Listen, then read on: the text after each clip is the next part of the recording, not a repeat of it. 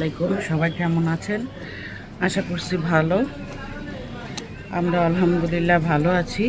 এই যে ঘুম থেকে উঠে আমি আমার গাছে পানি দিই।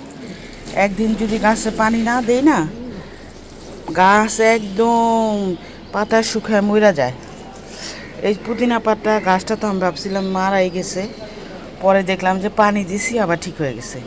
আর এই যে মরিচগুলো আমি ছিঁড়ি না, আমার এমনিই দেখতে ভালো লাগে। এই যে দেখছেন কত সুন্দর, মাশাআল্লাহ খুব সুন্দর লাগে আমার কাছে। গাছ এত ভালো লাগে। বারান্দাটা তো ছোট, তারপরও গাছ।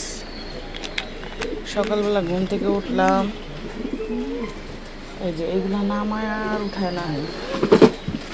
লাপাইগুলা একটা পাখি পাইছে, পাখির জন্য সারাটা দিন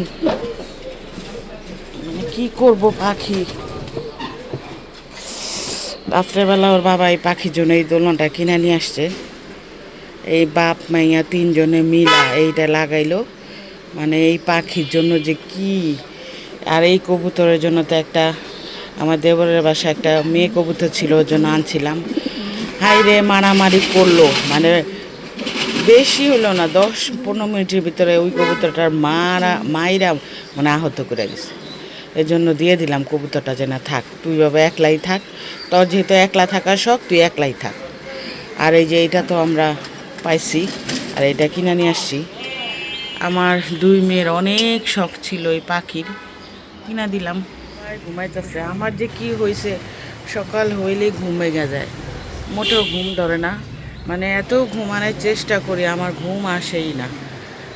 কি করব, ঘুম যেহেতু না আসে, সংসারে টুকিটাকি কাজ করি। তো ঘুম থেকে উঠলাম, ফিল্টারে সব পানি ভরলাম, মেয়েদের ফ্লাক্সের সব ময়লা হয়ে গেছিলো সেগুলো ধুইলাম, রান্না করে সিঙের নিচে ময়লা হয়ে গেছিলো সেগুলো পরিষ্কার করলাম, হাঁড়ি পাতিল ধুইলাম। এখন ভাবলাম যে একটু বারান্দায় এসে বসি। আর এই যে কিন্তু একটু মেঘলা মেঘলা মেঘলা মেঘলা ওয়েদার, আমার কাছে ভালোই লাগতেছে। মনে হয় আকাশটা ধুম ধরে রয়েছে, বৃষ্টি আসতে পারে। আর গাছে গাছে তো আম ধরে গেছে, এই যে আম, ছোটো ছোটো আম, ক্যামেরায় আসলে ওরকমভাবে দেখা যায় না, ভালোই আম ধরছে।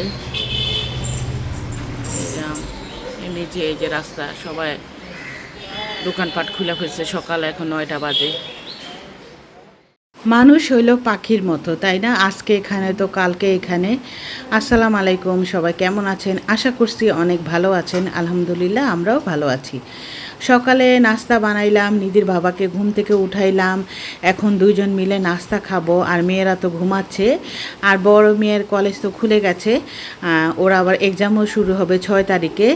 আর ছোটো মেয়েরা এখনও ভর্তি করায় নাই, ও ভর্তি নিয়ে একটু দৌড়াদৌড়ি করতেছে। তো এখানে এখন দুজন মিলে নাস্তা খেয়ে নিচ্ছি। আর চিন্তা করতেছিলাম প্রতিদিনের মতোই কি রান্না করব। তো নেহা আবার বলতেছিল যে আম্মু আজকে একটু বিরিয়ানি রান্না করো।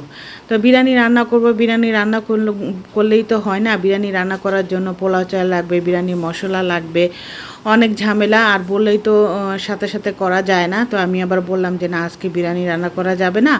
এর জন্য মেয়ে একটু মন খারাপ করছিল। তারপরে আবার বললো যে আমার জন্য একটু খিচুড়ি রান্না করে দাও। তাই ভাবলাম যে ঘরে যেহেতু ডাল আছে, তো ডাল দিয়ে চাল দিয়ে খিচুড়ি রান্না করে দিই, আর মুরগি রান্না করে দিই। আমার বাসায় বরাবরই মুরগিটা একটু বেশি হয়। তারপরেও আমি যদি একদিন মুরগি রান্না করি, 2 দিন ভাজি মাছ এগুলা রান্না করার চেষ্টা করি। প্রতিদিনই মুরগি রান্নাটা করি না।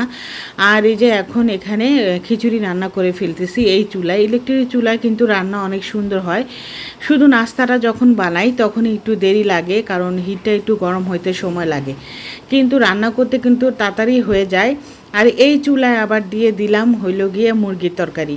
আসলে দুই দিকে দুই চুলায় রান্না করে দৌড়াদৌড়ি করতে হয়, আর পাশাপাশি রান্না করলে আমার সুবিধা হইতো। তো রান্নাঘরে না, যেহেতু সিলিন্ডারের, তাহলে রান্নাঘরে একটা কারেন্টের দিবে না, প্লাগ দিবে না, কিচ্ছু দেয় নাই।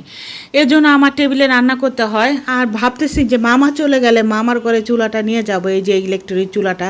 কারণ টেবিলে রান্না করলে না একটু রিস্ক লাগে, টেবিলের কাজটা না অনেক গরম হয়ে যায়। এখানে কিন্তু আমি 2টা ফোম দিছি, তারপরও না কাজটা গরম হয়ে যায়। একটু ভয়ে ভয়ে রান্না করি। আসলে আমাদের মধ্যবিত্ত যে ফ্যামিলিদের একটা কিছু করতে কিন্তু অনেক কষ্ট হয়, আর যখন সেটা নষ্ট হয় তাহলে কিন্তু আরও অনেক কষ্ট হয়। এর জন্য না রান্না যখনই করি তখন একটু ভয়ে ভয়ে থাকি। আর মামার ঘরে নেই না কেন, মামা রান্নার গন্ধটা সহ্য করতে পারে না। মামা এমনিতেই যখন আমি রান্না করি তার রুমটা লক করে রেখে দেয়, মানে সিটকারি লাগায় রেখে দেয়। আমিও যখন মামা বাইরে যায় রান্না টান্না করলে গেটটা লাগায় রাখার চেষ্টা করি, যেহেতু উনি পছন্দ করে না। আর মামা তো যাওয়ার দিন আগে আসতেছে, সবাই মামার জন্য দোয়া করবেন। এই যে বলতে বলতে কিন্তু আমার খিচুড়িটা রান্না করা হয়ে গেছে। এই যে মাশাআল্লাহ অনেক ঝরঝরা হয়েছিল খিচুড়িটা। আর আজকে খিচুড়িটা খেয়ে সবাই পছন্দ করছিল। আর আমি আবার আমার জন্য ভাত রান্না করব, কারণ আমি খিচুড়ি খেতে পারি না, খিচুড়ি খেলে আমার অনেক সমস্যা হয়। কিন্তু খিচুড়ি কিন্তু আমার অনেক পছন্দ, কিন্তু কিছু করার নাই, যেহেতু সমস্যা হয় এই জন্য আমি খিচুড়ি খাবো না। আমি তরকারিটা রান্না করা হইলে ওই চুলা আবার আমার জন্য আধা পট ভাত রান্না করব। আর ভাবতেছি যে মামা চলে গেলে মামা রুমে এখন রান্না করার চেষ্টা করব। তখন এই যে নিচে এই রুমে একটা প্লাগ আছে, সেখানে আমি রান্না করতে পারবো। এই জন্য ভাবছি যে মামা যতদিন আসে অতদিন এখানেই রান্না করব, আর মামা চলে গেলে ওইখানে রান্না করব মামার রুমে। আর এই যে দেখেন আমার মামা ছোট্ট একটা ব্লেন্ডারে যা কিনেছে, এটাতে আর কি সব রকম মশলা এগুলা ব্লেন্ডার করবে। উনি অনলাইনে কিনছে, আর বড় একটা ব্লেন্ডার কিনতে চাইছিল। আমি আবার না বললাম যে না, আপনি ওখানে বড় ব্লেন্ডার কিনে আপনি কি করবেন, আপনি তো সংসার নাই, এই ছোট্ট একটা নিলে আপনার হয়ে যায়। বলে যে অনেক সময় আমি অনেক ফল জুস করে খাই, তারপরে অনেক কিছু ব্লেন্ডার করি, মশলা টশলা, ওইখানে বিরিয়ানি টিরিয়ানি ফ্রেন্ডরা সবাই মিলে রান্না টান্না করে খায়, তখন আর কি দরকার হয়। তো এইটা অনেক ভালো। তো অনলাইনের থেকে লোকটা আসার পরে উপরে আসার পরে মামা আবার আমার ঘরে যে মামা সব রকম মশলা কিনে আনছিল সেটা আবার ব্লেন্ডারে ব্লেন্ড করে দেখলো হয় কি না। তো দেখলো না, মাশাল্লাহ ভালো গুঁড়া হয়। তারপরে আবার ওই লোকটাকে টাকা দিয়ে দিল। তো এইটা আবার মামা নিয়ে যাবে। আর এই যে খিচুড়ি রান্না করতেছি, এখন ভর্তা না হইলে কি হয় বলেন। আমার মেয়ে নেহা, ও আবার ভর্তাটা অনেক পছন্দ করে, মানে যেই ভর্তায় দিবেন ও অনেক ভর্তা পছন্দ করে। তো মেয়েকে খুশি করার জন্য একটু ভর্তা বানাইলাম। মেয়ে তো অনেক খুশি হয়ে গেছে। মেয়ে বলছিল খিচুড়ি রান্না করতে, যখন ভর্তা দিছি ভর্তা পেয়ে তো মেয়ে অনেক খুশি হয়ে গেছে। যে বললো যে মা ভর্তা বানাইছো, ভর্তাটা অনেক মজা হয়েছে। যাই হোক, এখানে আবার আমার গাছে অনেক কাঁচামরিচ হয়েছে। তো এই কাঁচামরিচগুলো আবার পেরে নিচ্ছিলাম, কারণ গাছে থাকতে থাকতে না সব নষ্ট হয়ে যাচ্ছে। আর আমার না গাছে ফল বলেন বা সবজি বলেন গাছে দেখতেই ভালো লাগে, তাই না? আর এগুলা ছিঁড়তে চাইছিলাম না, কিন্তু নিধির বাবা বলল যে তুমি যে এগুলা ছিঁড়বা না, এগুলা তো গাছে নষ্ট হয়ে যাবে, এর চেয়ে ভালো ছিঁড়ে রান্না করে খেয়ে ফেলো। তো নিধিকে আবার বললাম যে নিধি তুমি যাও এগুলো একটু ছিঁড়ে নিয়ে আসো। তো নিধি আবার এগুলা গাছ থেকে ছিঁড়লো। আর মামা আমার জন্য দারচিনি এলাচি আনছিল, সেগুলো একসাথে মিশানো, সেগুলো আবার আলাদা আলাদা করে রাখলাম।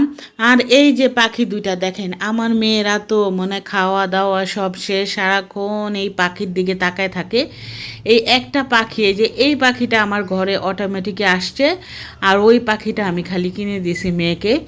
আসলে আমার ঘরে তো অনেক কবুতর ছিল, আমি এগুলা এখন আর পালার চেষ্টা করি না, কারণ ভালো লাগে না, এগুলা পালতে অনেক কষ্ট। আর এই পাখিটা যেহেতু একাই আসছে, তো একা আসার পরে একটা পাখি কি রাখা যায়? তো ওরা আবার সালামি পাইছে ঈদে, ওই সালামির টাকা দিয়ে পাখি আনছে। আর খাঁচা তো আমার ঘরে আগেই ছিল, আর এই দোলনাটাও কিনে নিয়ে আসছে ওর বাবা।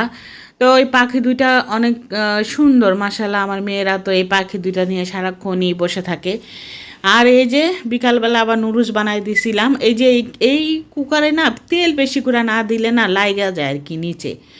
যাই হোক, আমি এইভাবেই নাস্তা আর কি বানাই দিতেছি নুডলস। আসলে আমরা ঘরে তো, আর ওরকম একটা প্যারা নাই, যেরকম হয় সেরকমই বাচ্চারা খেয়ে নেয়, আর ওরা বলে অনেক মজা হয়েছে। আসলে যার যার মার হাতে তার তার কাছে মজাই লাগে, যেরকমই হোক আর কি। আমার কাছেও আমার মার হাতে রান্না অনেক ভালো লাগতো।